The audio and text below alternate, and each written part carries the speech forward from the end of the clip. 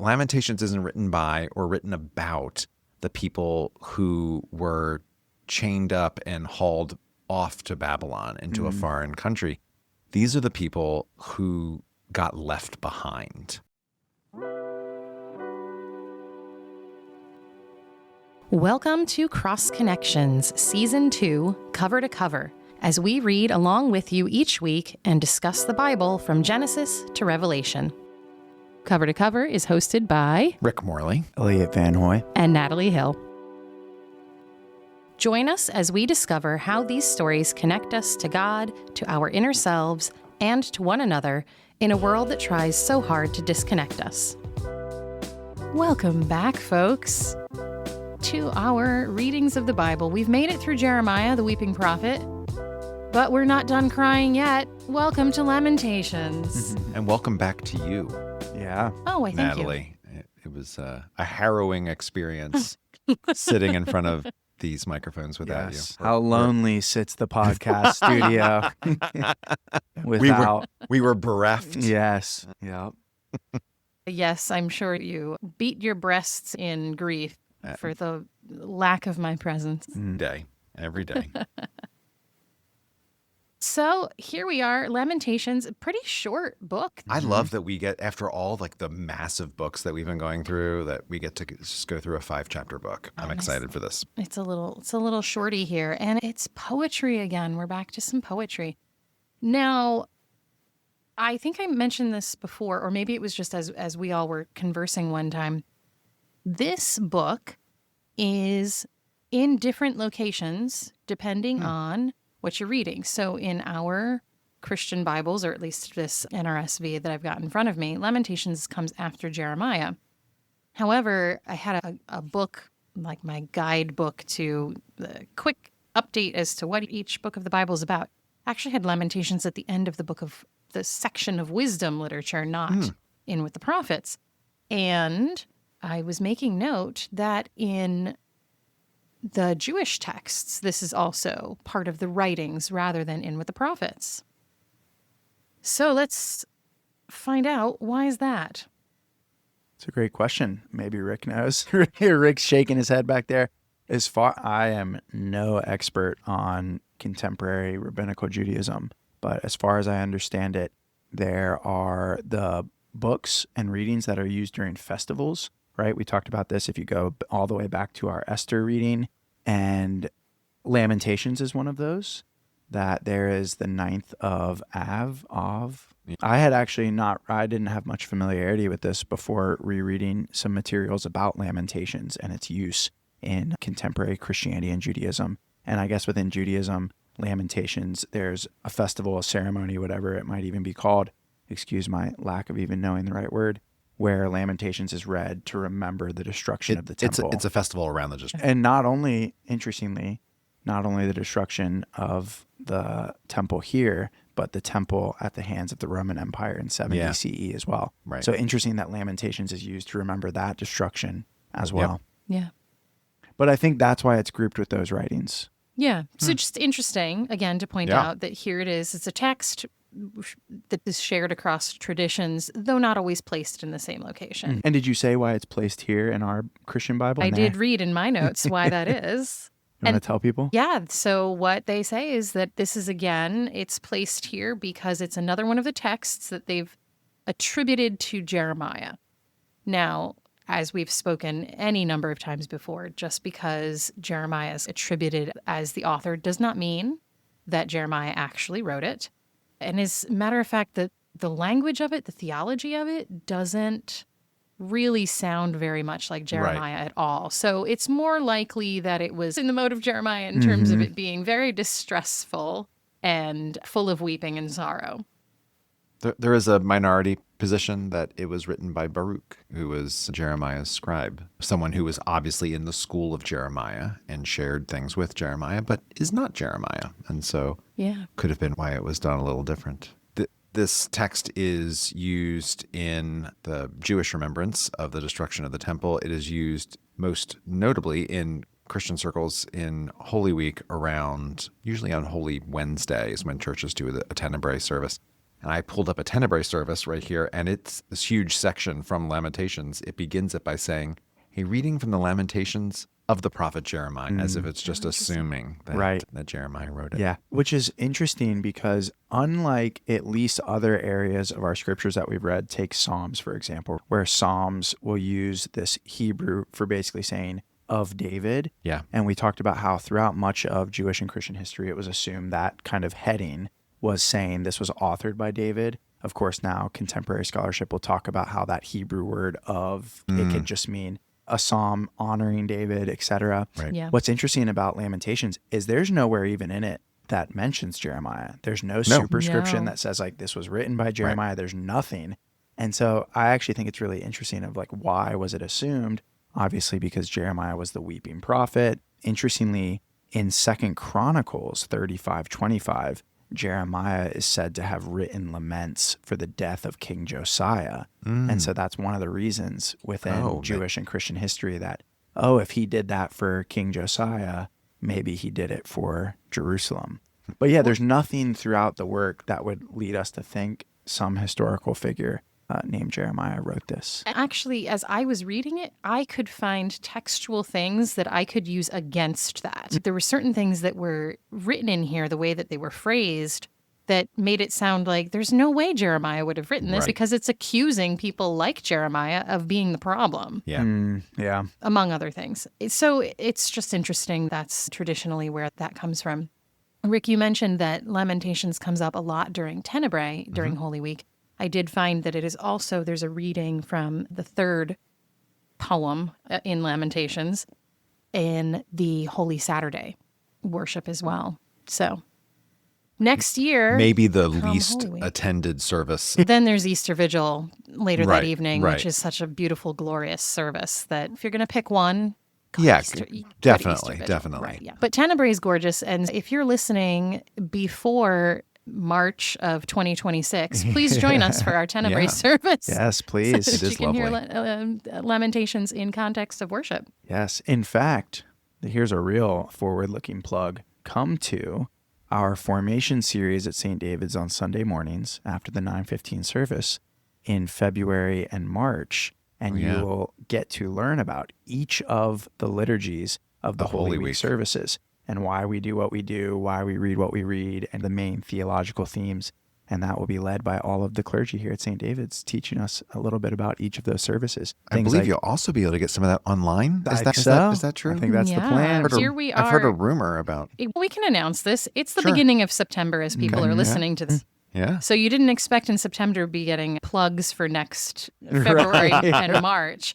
But we're going to put them in here now anyways. And if you're listening way after that in the future, awesome. Just pick any Holy Week here at St. David's. We're probably doing these services.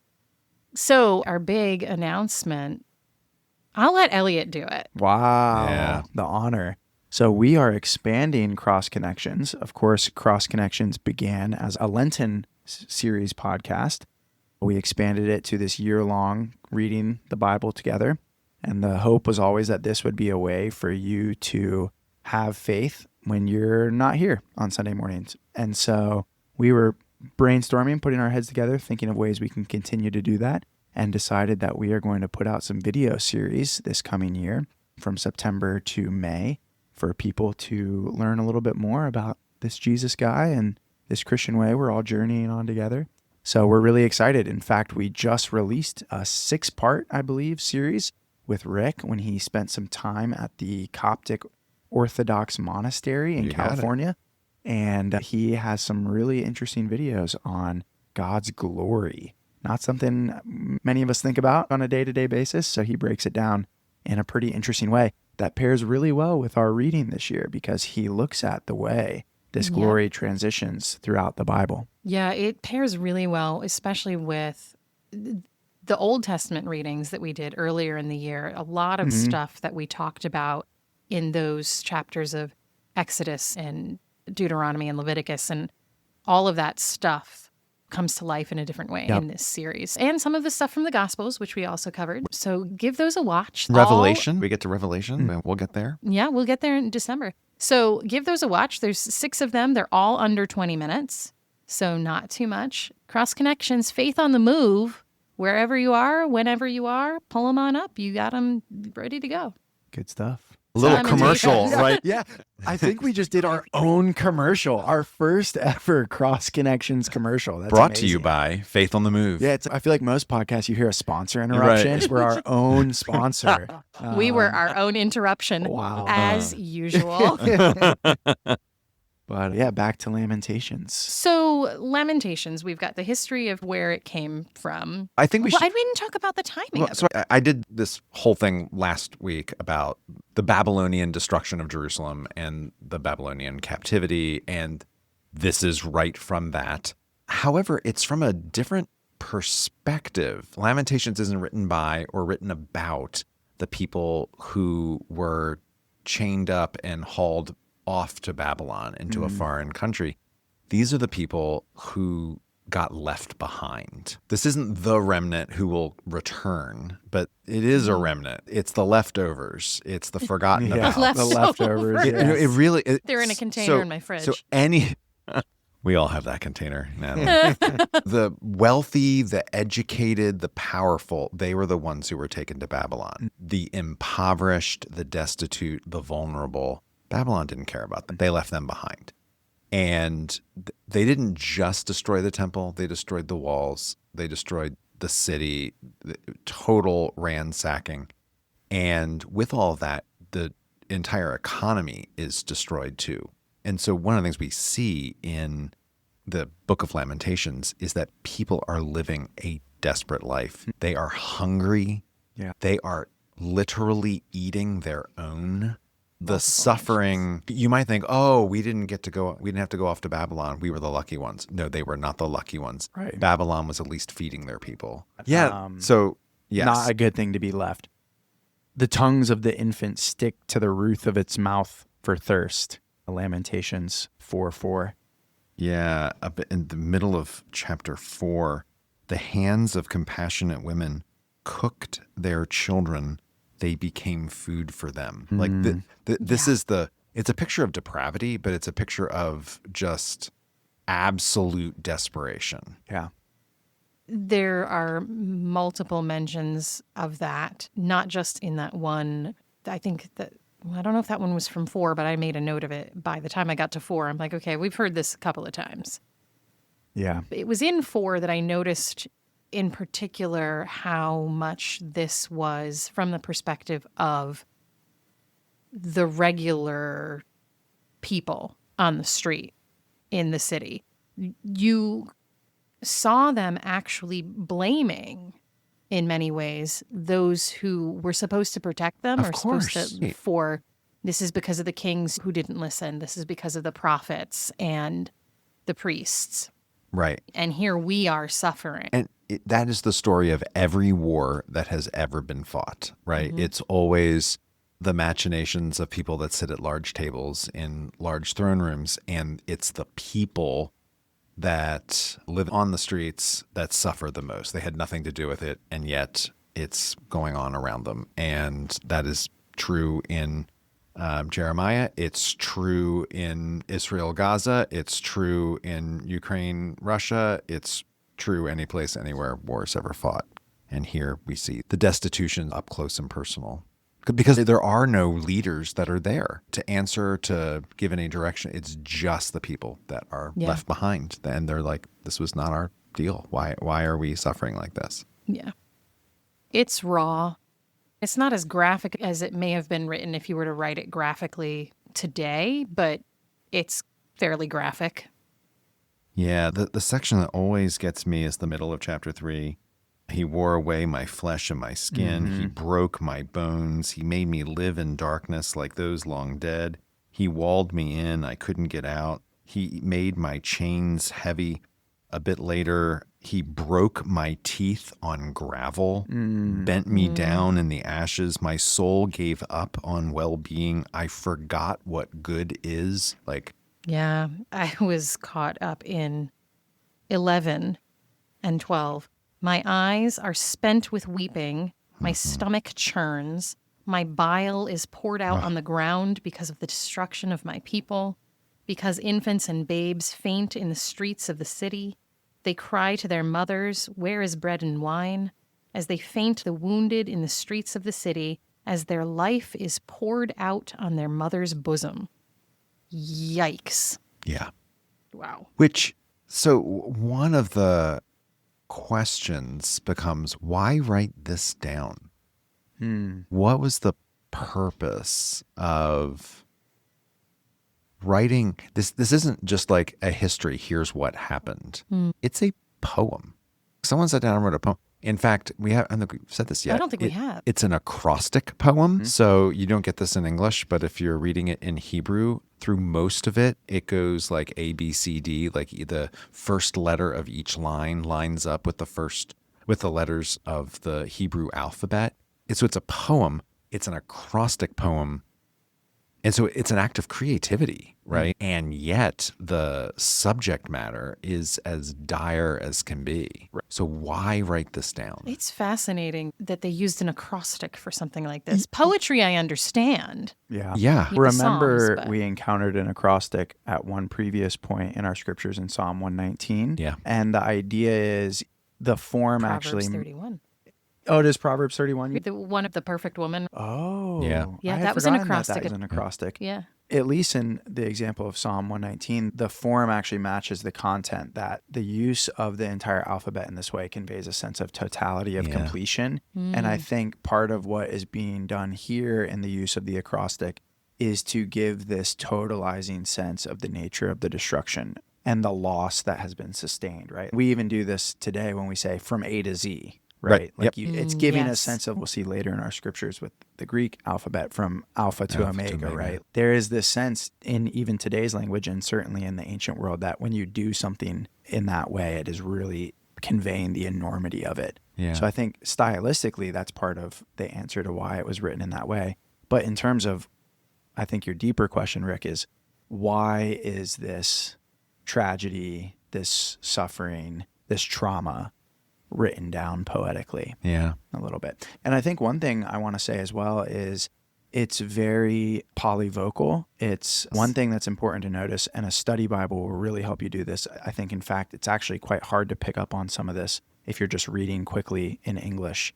But there's a lot of shifts of the narrator and who's speaking. So at points, the city itself is speaking. At points, it's all of the people speaking of the city. At points, one individual is speaking. And so I think that as well, much like the acrostic stylistically, is helping us get a sense for the enormity of this. The whole city's impacted. All of the people are impacted, all the way down to the most discrete individual, all the way down to, as we just said, the child and the mother, right? So I think that as well conveys something that, and it's conveying it in a way that is really bringing it to life in front of our eyes, right? Like you can read a history book about, oh, this city was besieged and people died. And in that sense, it's very interesting. It's very abstract. It's, oh, okay, yep, there's a date, there's a name, there's a place. But you don't get it, I'll speak for myself at least, when I read a textbook like that, I'm not hit by, what must those people have felt when this happened? What must this have been like? Yeah. And this really forces you to grapple with that in this situation. This is what art is for. Mm-hmm.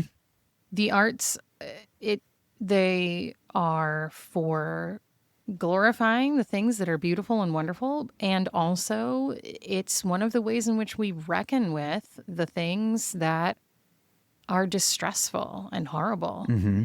We draw, we paint, we make music, we write poetry to grapple with reality. So I think it's the we part of it, that this was meant to be not just read in private, but it was meant to be sung and read together. And I think part of the reason why it's an acrostic is so everyone could just tick through the alphabet and what verse is coming next. This is a communal lament, and it is something that we sing, we chant, we repeat together. There are two things you can do with tragedy, any tragedy, whether it's a global tragedy, a national tragedy, a personal tragedy. You can dig a hole and stick your head in it and just be like, not going to deal with that. Or you can deal with it face on. And I think this was written so that the community could remember and collectively process its trauma and its pain and its Right. hurt in a way that we're not going to paper over or forget what happened. We're not going to say, oh, it wasn't that bad. It was fine. No, it was really bad. And we're going to write it down and we're going to sing it. And we're going to even write it down in a way that it's easier to sing along together. So that we can't forget. So that we can't forget. So that we don't maybe make the same mistakes. Right. A really interesting schema, and it was developed, to my knowledge, originally by Walter Brueggemann, who's an Old Testament scholar. Actually recently passed away not too long ago. For anyone listening, definitely encourage you to look up his works. I think this originally comes from his book, Praying the Psalms. I haven't read that book, so don't necessarily take my word for it, but I've encountered this. It's become very popular. And the idea is you begin with orientation, then there's disorientation, and then there's reorientation. Yeah. Richard Rohr has actually used this quite a bit. Part of the reason I attributed it to Brueggemann is I think a lot of the times Richard Rohr uses it and doesn't attribute it. Doesn't give him his credit. But the idea, which I think is profound, is that we have this orientation going through life. And if we're talking about Israel has this orientation. It has these fundamental core beliefs. One of those core beliefs is that Zion is inviolable, right? This is the city that God has chosen. It has these laws, these rituals. It has the temple, right? It has its way of life, just like we have our way of life. And there is a disorientation that comes, in this case, the destruction of the temple, the destruction of Jerusalem. We also have disorientation in our lives, right? Someone in our life dies. We get fired. You name it, right? Things happen that disrupt our orientation. And as you just named, Rick, in that moment, we're confronted with suffering, grief, and we have a choice. We can put our head in the sand and exist within disorientation, or we can try to move into reorientation, which is where we take this disorientation that has completely disrupted our original orientation. And you can't just go backwards, right? The whole point of it not being orientation, disorientation, is that you can only move into reorientation. There is no going back behind disorientation.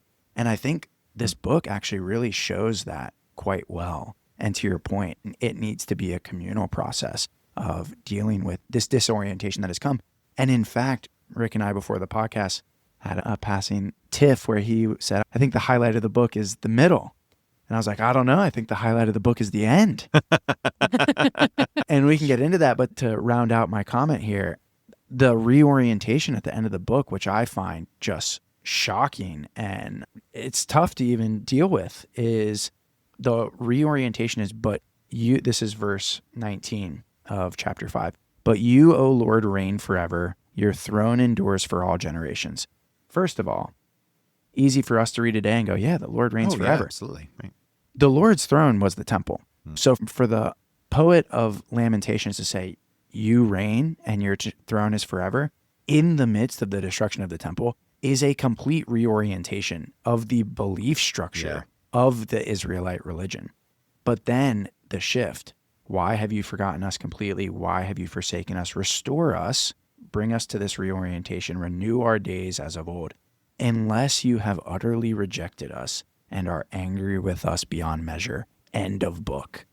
Wow. Yeah. So like the reorientation leaves it wide open of there is no final answer at the end of the book. The book literally ends with a question. So my translation ends it differently. Very different. Okay. Yeah. So there is no question. It just says, make our days new as before, but you have totally rejected us. You have been utterly furious with us. Wow. Period. End of book. That is a different translation. Yeah. But Yeah. mine said, unless, yours said, But yeah. but you have. It's a declarative statement, but you have done this. Do you have a question mark at the end of yours? No, it's not a question mark. I'm Yeah, just no, I reading was it just like curious as to- unless. You have a slightly newer version. Mine doesn't. And it's a question without a question mark. Yes. Unless. But yeah. it's different than but you have. And especially because it's contrasted with this renew us. So it leaves open this question of have you? And then, Okay. well, let me just read this Go. because to your point, Rick, this is the note on mine. Unless is difficult in the Hebrew. Perhaps it is better translated, as yours did, Rick. Oh. But, or even more literally, for if, suggesting that the conclusion of the conditional clause has been withheld, thus perpetuating indefinitely the divine rejection with which the book ends. But again, these translators are choosing to translate it, to my point, as a conditional clause, like as this if then, right? Do this unless this. So yeah, very interesting. We had a translation issue at the end of another book, Job. Remember? Do you remember No, that I don't remember episode? that. No. We had this huge issue with the end of the translation of Job. Oh, there was that one phrase. Whereas Right. the whole phrase was, is Job repenting like in dust and ashes, or go back and listen? Or is like Job just, I can't remember what the kind of alternatives were, but it completely changed the meaning of how you understand the end of the book of Job.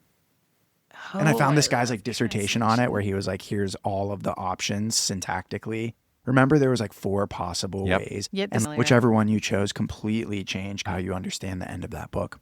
A great reminder, languages are not easy. And if we think they are, we are sadly mistaken. And languages that are no longer spoken in their current form. So no kidding. So the point, to get us back on track here, the point was whether, I think no matter which way you read it, the book ends with this radical reorientation where despite the destruction of the temple, there's still an insistence that the Lord reigns, and there's a recognition of the disorientation they have been through, and maybe an open question of, does it still persist? But last point, this is true in our lives, right? We all experience this in life, this movement through orientation, disorientation, reorientation. But you were about to say something, Rick. So I was going to say why I think the middle of the 3rd chapter is. So it's after the teeth are broken on gravel and you're bent down in the ashes and you've forgotten what good is. The shift in 21, I made note of that. where it goes from a communal lament into a communal song of hope. So this I bring to mind, therefore I shall wait. God's act of commitment that we're not finished. His compassion isn't ended.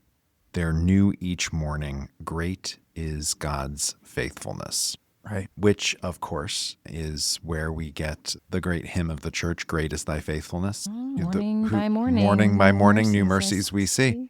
And so you would think that hymn would come out of, it's like everything's great. Like perfect day, perfect life, perfect year, everything's going great as thy faithfulness. No, those words come out of like the worst thing that ever happened to them. And yet, like the sun comes up tomorrow. Like we're sitting in destitution, but the sun comes up. And there's still hope. This is the only hopeful section. It is the only hopeful section. In this, and it comes like right in the middle of the book. If you folded the book in half, the crease would hit the section of hope. And this is the only one of the 3 that does not have exactly 22 verses. It's not an acrostic. Yep. Which is fascinating. There's a few lines in here I want to draw attention to. One, I am just struck by verse 28 of chapter 3, to sit alone in silence when the Lord has imposed it. It is good that, for one, to sit alone in silence when the Lord has imposed it. And just on a personal note, man, what a good reminder.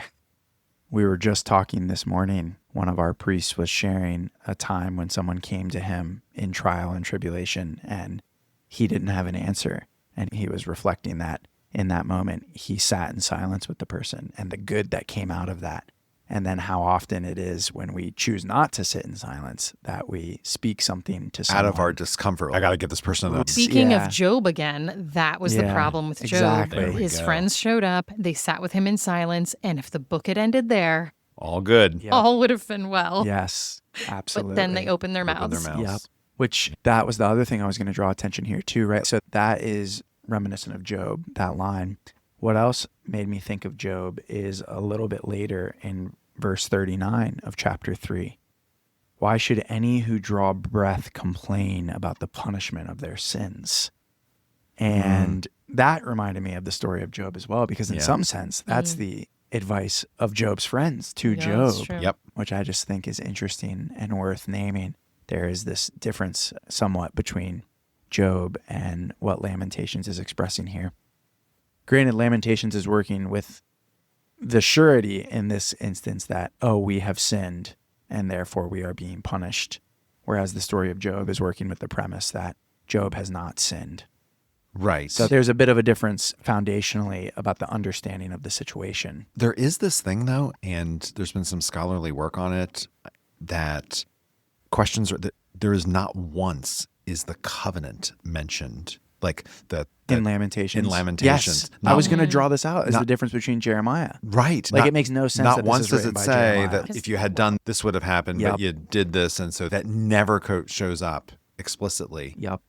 And that this would be a great little book to put that in there Yep. if that's what your theology really was. Yeah. No, it never mentions. Interestingly, we talked about in our second Jeremiah episode, Jeremiah 17, Jeremiah really draws on the importance of Israel, Judah breaking the Sabbath. And there's nothing in Lamentations about naming that this is the part of the covenant you've broken. Or idolatry or care of those in need. Put in 4, sort of, but not like really. So you might be thinking of, and this is what I think is quite unique, there's a group being pointed out. So in 4:13, Yeah, 12, it was for the 13, sins 14. of her prophets and the iniquities of her priests who shed the blood of the righteous in the midst of her. Blindly they wandered through the streets so defiled with blood that no one was able to touch their garments. Yeah. But again, it's very different than this sort of Deuteronomistic covenantal understanding of the people they've been, think about Jeremiah constantly talking about them as a stiff-necked people, right? Like they haven't obeyed the covenant. And of course there's a connection to what is named here, shedding the blood of the innocent, the righteous, but it's not described in the same way. Yes, definitely not. That's a really great point, Rick. That covenantal language is just not in Lamentations in the same way.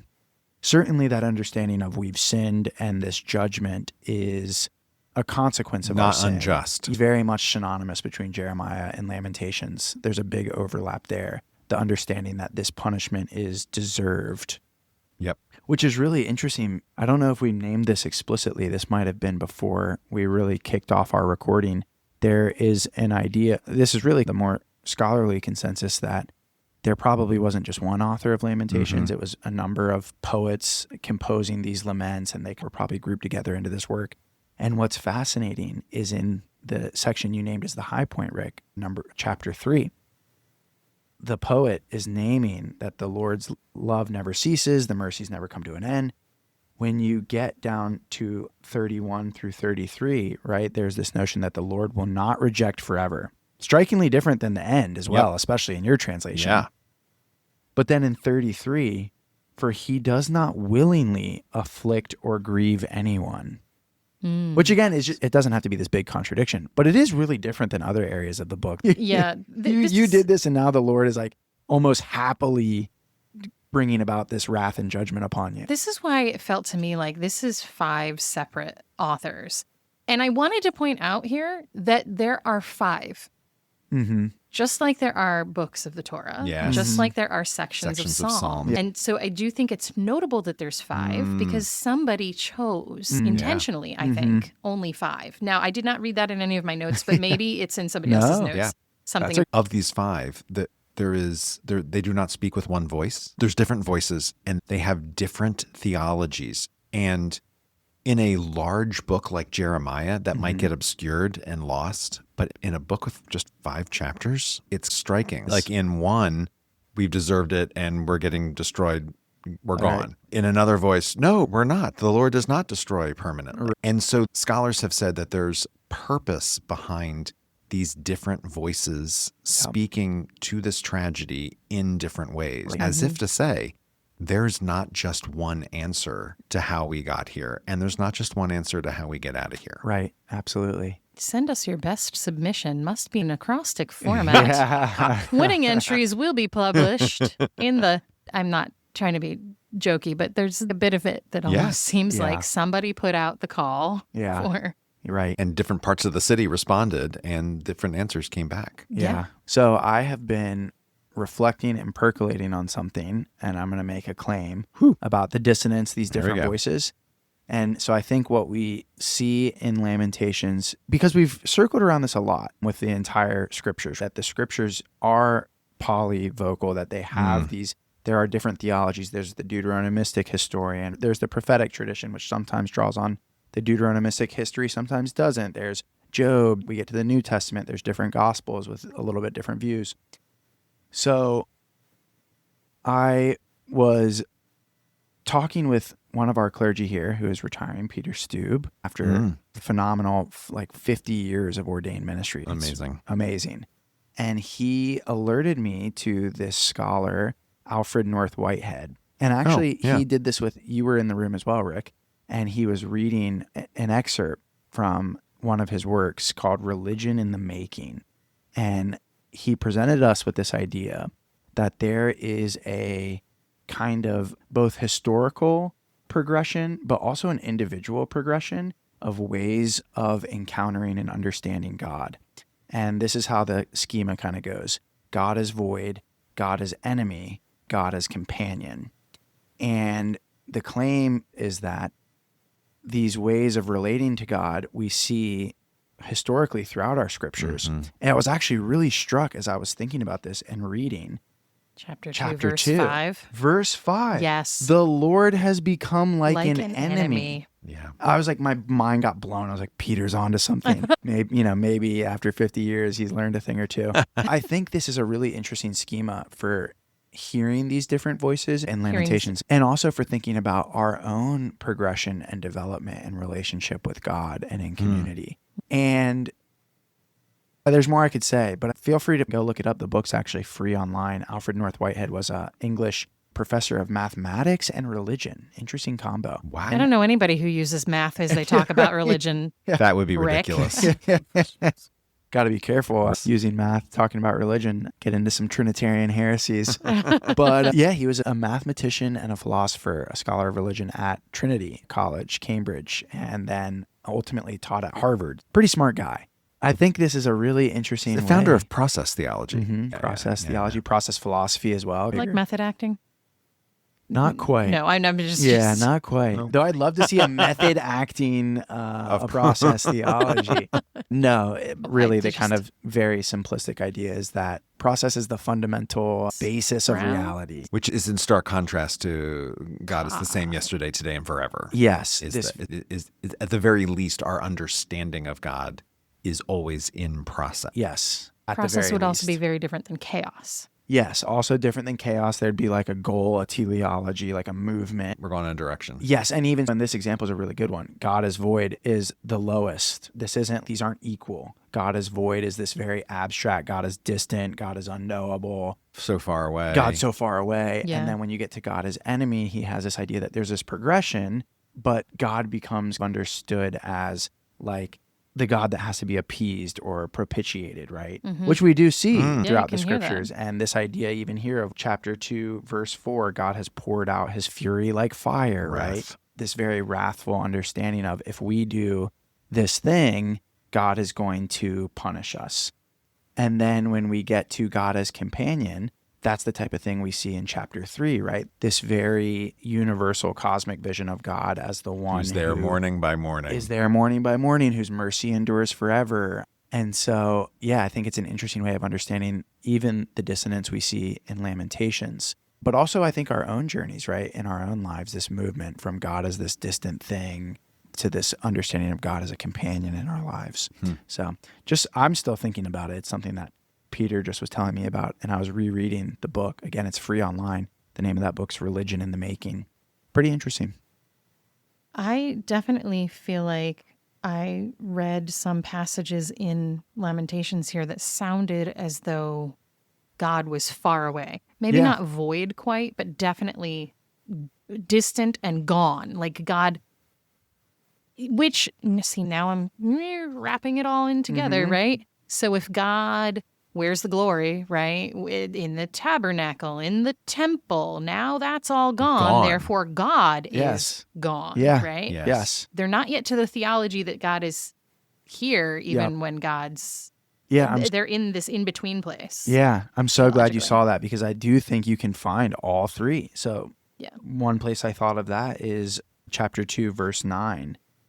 Judah's kings and princes are among the nations. Guidance is no more. Her prophets obtain no vision from the Lord. So even the way you can see this shift from enemy to void to companion to void, this is all here in 5 chapters. All in 5 chapters. God, the prophets not having visions made me think of 2 prophets. First of all, Jeremiah, because Jeremiah was still around and was receiving visions, and Ezekiel, was receiving visions. But it also made me think of the silence of God early in the texts was Eli, when Saul was first called, that God had been silent right. for God had not so spoken. long. God had Right. not spoken. Yeah. And Yeah. they'd not heard. And so I was suddenly brought back to that moment of God showing up again Yeah. after a long period of silence. Yeah. Which is true. It can be very true in our own lives. Mother Teresa famously talks about Yearning to hear God's voice. A really interesting vocab note, that verse, chapter 2, verse 9, guidance. Does your translation say Torah, Rick? Verse 9, chapter 2. Yep. There is no instruction Instruction, which is the Hebrew word for Torah. Torah. Imagine they're saying Torah is no more. Yeah. Like this utter state of destruction where even the Torah, the instruction from God, is no more. Wow. Wow. Wow. There's the Elie Wiesel in his Yeah. Night. in Night. There's that moment where there's the people, they're in the concentration camp and several of them escape and then they're caught and all of the barracks are emptied out and everyone has to stand there and watch the escapees be hanged in front of them. One of the escapees was a child, and because the child's it's not way enough to snap its neck, it writhed. They are in pain for a long time. And someone, Elie Wiesel, seeing this and then writing this down years later, says someone in the crowd exclaimed, "Where is God?" Yeah.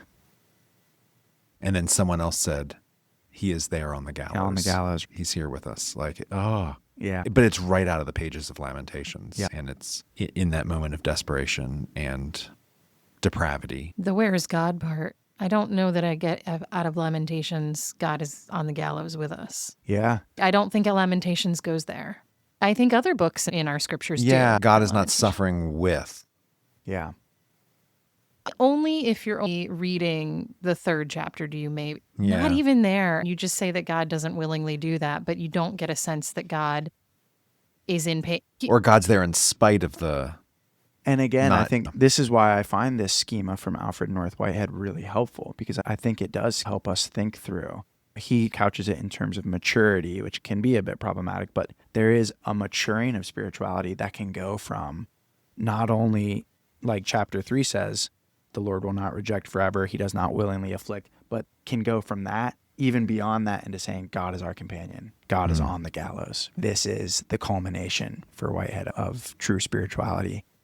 I referenced last week Jürgen Moltmann's book on the crucifixion. It's called The Crucified God, Yeah. and a really famous book of 20th century theology. And that book starts with that story. Jürgen Moltmann also was in a concentration camp during World War II as a prisoner of war. And that book is really attempting to develop a Christian theology entirely out of That how do we experience. theologically explain this experience and this claim that God is on the gallows. Yeah. So again, just like I did last week, commend that to anyone that wants to pursue that line of thought further. But yeah, I agree, Natalie. I would love to hear from a Jewish scholar on this because I don't know. And I should go back and read the other texts. I know as a Christian, I come to God is on the gallows with us out of the Gospels.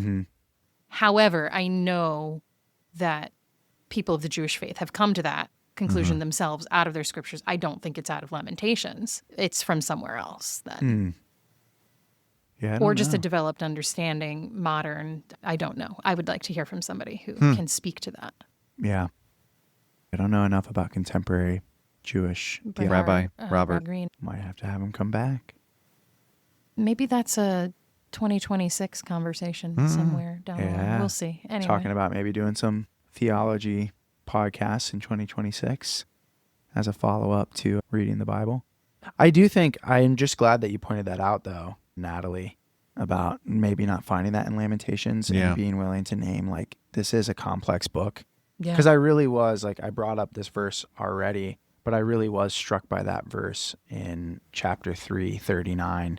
Why would anyone complain about punishment for their sins? I don't want to be a broken record. We've talked about this through many of our works so far. But I do find that to be a deeply problematic theologically and pastorally sentiment. Like that, I don't think that is true of God, that God punishes us for our sins. And I do not think that when we are suffering, we should look at our suffering and say, oh, this is clearly related to something I did in my life, some sin that I committed. If I get a flat tire on my way to work, my first thought isn't, oh man, what did I do to make God angry? But there are people that live that way. You powerfully shared, Rick, about your own incident, speaking of cars. I was just thinking about that. And I went to my youth pastor and said, my dad said this. Is this true? Did God punish me? And I'll never forget. He sat back in his chair and he said, Rick, if all the wicked people got punished all the time, hospitals would be full of just the wicked people. The response of the psalm. And it's just not how it works. Yeah, why do the wicked prosper? And Yeah, exactly. Well, it can't deal with that problem. Yeah, I don't think it's meant to deal with that problem. I was just thinking the other day, I was frustrated by something, traffic or whatever.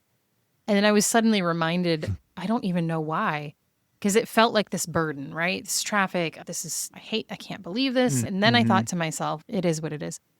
But I was reminded of all the stories that came out of 9/11 of the people who had a flat tire, didn't make it into, they missed their train and they tripped and they fell, whatever, something that caused them a delay that I can imagine in the moment they were frustrated by, the same way I'd been feeling. And then later down the line, we're like, thank God, because if it weren't for that missed train, I'd be there. It would have been me. So I think it's really hard. You can't blame it on some sin you've done. You can't necessarily blame it on some blessing. It's tricky. It is very tricky. It's a little too... Yeah, even those stories are very tricky because they make us feel good and we're like, oh, yeah, that's amazing that person wasn't there. But what do you do for every person? Everybody else? People who else? did make that trade. Right. This is why either direction on that, considering it that I did something wrong or a blessing to save me, both of those become a tribute. No easy answer there.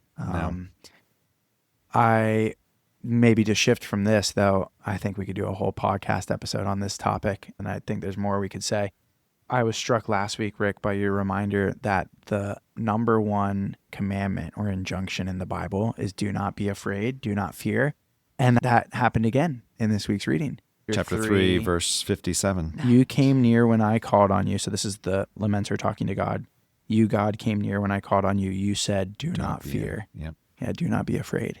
So I don't think I would have noticed that if you hadn't argued for me. You restored my life. Yeah. If you hadn't drawn attention to that last week, I don't think I would have really picked up on it in the same way. So that was helpful. I hope listeners and readers caught that as well. I didn't, so thank you for pointing it out again. Of course. I don't know how I managed to miss the do not fear when we hear it so much. I'm surprised we didn't talk about the first chapter at all. Yeah, The feminization of Zion and Judah and the deceit and infidelity. We're back to that. Yeah. Speaking of fives, I think it happens 5 times, maybe 4. There's the refrain, there's no one to comfort her, city of Jerusalem. I think that's maybe just important for people to notice. Oh, interesting. So that happens in verse 2, verse 9, verse 17, and verse 21. And there is this thing that linguistically we do tend to personify cities as women, or countries as women, and cars, for obvious reasons. I know we'd previously brought it up and whether it was problematic and whatnot. Sure. So I was like, okay, there it is. So you have in Lamentations, you have Zion, the earthly city of Jerusalem, personified as woman, but you also have Babylon, who is also personified as a woman.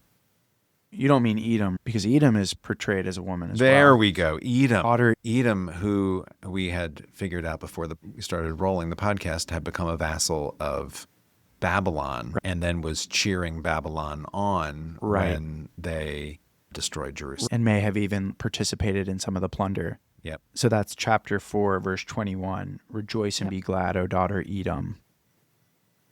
And then there's ultimately, in verse 22, a punishment that's being promised to Edom for its role in destroying Jerusalem. And as we said before the podcast, listeners that want to nerd out might just be interested to remember Edom comes from Esau and is traditionally portrayed as the sibling rival enemy of Judah and Israel. Yep. And we talked about how when Moses gets to the border of the promised land coming out of the wilderness, Edom is the first country he encounters, and he asks to be able to pass through with Israel. Can you give us a little help? Give us a little help. Throw us a bone. In fact, we share ancestors, right? Like we're family. from Jacob, we're family. Yeah. and the king of Edom rejects. And Yep. this is really a pivotal moment where it's like, all right, Edom, you're the worst. We're coming for you. Yeah. That's So it. Go that's it. around Go the around. long way. And I think that was the beginning of the having to go around the long way. Yeah. If Yep. we recall. But Yeah. Elliot, before we end, you had some really interesting research that you did on laments preceded Yeah. this book, but Yeah, in history talking- by centuries and Yeah. centuries. kind of some poetical background Yes. to all of these. So we'll do some introduction here all the way at the end. So if you made it this far, good on you, because you're going to get some more introduction to the book after we've already talked about the entire book. And I think one thing to preface this, when we're introducing a book, when we're talking about the Bible, it's always really helpful to know the genre, right? Anything you read today or ever, when you read it, if you know what you're reading, you're going to read it well. And so obviously, as we named, this is poetry, but it's a particular type of poetry. It's lament. And we find lament poems in the Psalms, for example. But this isn't any old lament. It's a lament over a city. And what's fascinating is in the ancient Near East, this is a genre of literature, lament over a city. And I was reflecting on this as I was reading this and just reminding myself, the ancient world is a very violent place, right? We don't really think of this too much, of cities rising and falling and nations rising and falling, because we live in it seems ridiculous to say this, but a pretty stable world compared to the ancient Near East. But I'm reflecting on how even in our reading over the last few books, we've seen not only cities, but different empires rise and fall. Yep. We've had Babylon, we've had Persia, we've had Assyria, we'd have Israel, we have Judah. Egypt has risen and fallen, right? There. And so laments over fallen cities are quite common in the ancient Near East. And you can look one up, and I did. I had never read this before, actually. This is the lament over which is a Sumerian city, very ancient. So this lament comes from around like 2000 BCE. Keep in mind, Lamentations comes from around 500 BCE, right? It's like 1,500 years Yeah, a older. huge difference. So there's a very long established history of laments over a city. Yes. And it like any genre does, genres have certain tropes that are used. And we've talked about this in other areas of our scriptures. But one here, which we find in lament as well, is the idea that God has abandoned the city. So at the very beginning of this lament over which is the city in Sumeria, you read that Enlil has abandoned Nippur. And Enlil is the god that is the head of the pantheon of Sumerian gods. And Nippur is one of these cities in Sumeria. You also can read, I thought this one was really interesting. This is verse 25 for anyone. You can look this up, just type it in. There's a translation on the University of Chicago website. This is verse 25. It says, "The Lamassu of the holy temple has abandoned his stable." So again, this idea that the temple is bereft, this site of divinity. You get to descriptions of the city in verse 40, like, "His righteous city, which has been destroyed, bitter is its lament. O city, set up thy lament." You also read some really specific things about the name of the city has been destroyed. The high walls have been destroyed. The land has perished. And then here's an interesting one. This is verse 65. "O my city, like an innocent ewe, thy lamb has been torn away from thee. O an innocent goat, thy kid has perished." So, Wow. pretty striking language, but language that's not too dissimilar from what we find. No, if you just change the name of the gods and swapped in the name of Israel's God, then you can pass it off as part of Lamentations without anyone thinking anything else. So I think that's just pop that into some AI. Yeah. I think that's an interesting way for helping us understand this genre, what's going on. I think as we talked about early in our Bible with some of those mythological stories in the beginning, like creation, these genres and these stories in ancient Israel are intentionally in conversation with the surrounding ancient Near East and are often using the genre and using the stories in a subversive way to make a point about what they believe about their God and the way their God is different. And so one striking example would be chapter 3, this idea that even as the city is destroyed, God is still with us. Or the end of chapter 5, right? Like God's throne is still standing despite the destruction of the temple. Another really interesting difference I discovered was the ending of Sumerian laments over cities and most other ancient Near Eastern ones was that these were used at the construction of a new temple. So interestingly, there was an optimistic ending is what I was reading, whereas Lamentations, no optimistic no ending. optimistic ending. So that's really making a very genre-wise, a very decisive point, and is a very clear break from kind of what would have been familiar in this genre.